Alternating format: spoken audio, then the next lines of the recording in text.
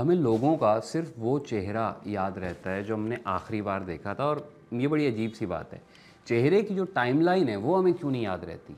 आप बचपन में कैसे दिखते थे, टीनेज में आपकी शक्ल कैसी नज़र आई, नौजवान होकर आपके नए नक्श क्या थे, ऐन आलम शबाब में आप कैसे नज़र आए, और फिर उम्र ढलने पर क्या तब्दीलियाँ आईं, ये सब कुछ आम तौर पर तस्वीरों के ज़रिए देखकर याद किया जा सकता है। माँ बाप तक को जो शक्ल आपकी याद होती है वो हमेशा वही होगी जो उन्होंने आखिरी बार देखी थी। याद करें, दिमाग पे ज़ोर डालें।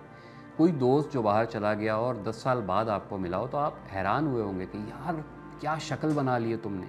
अब हैरानी हो गई, मुलाकात भी हो गई, 2-3 दिन मिल लिए तो आपके दिमाग ने अगली शक्ल मौजूदा वाली वो नक्श कर ली। ये ऐसा है जैसे वक्त आपके दिमाग में रुक गया।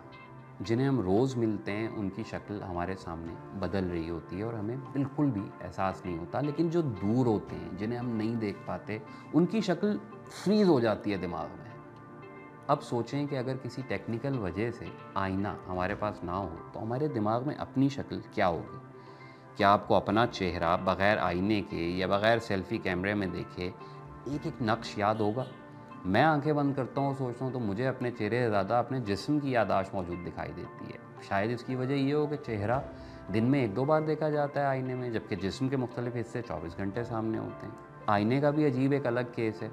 ये हमें मौजूदा चेहरा नहीं दिखा रहा होता। जो अक्स हम लोग अपना देखते हैं वो माजी का होता है। अंधेरे में हमें अपना चेहरा दिखाई नहीं देगा। आईना देखने को बहरहाल रोशनी चाहिए होती है। रोशनी की एक रफ्तार है, बहुत तेज़ सही लेकिन होती है और नापी जा चुकी है।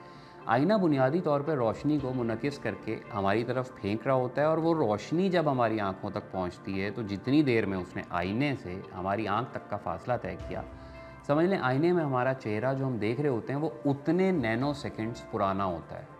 नैनो सेकंड से मुराद समझ लें 1 सेकंड का अरबवां हिस्सा, लेकिन होता तो वो माजी ही है कि नहीं।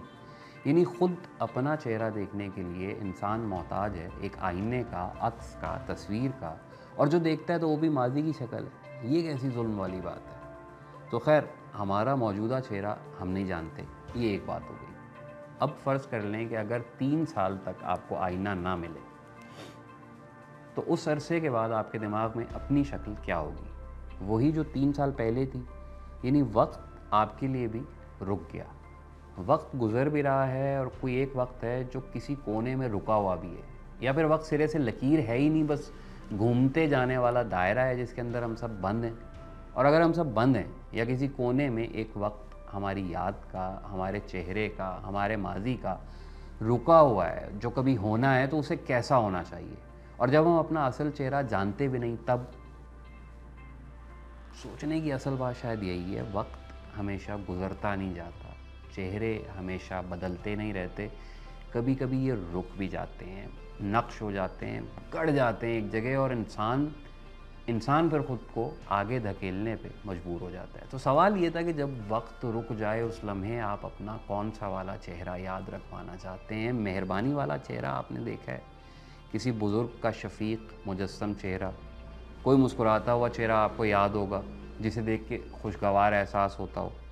गैज़ो गज़ब वाले फुंकारते हुए नाक मुँह से शोले धुएँ निकालते भी आपने चेहरे देखे होंगे। किसी चेहरे पे बेजारी याद होगी आपको, कोई लाताल्लुक़ किस्म का चेहरा होगा, कोई कठोर संगदिल किस्म का होगा, किसी चेहरे पे आँखें डुबडुबाई हुई दिमाग में कहीं गड़ी होंगी। तो कौन सा चेहरा।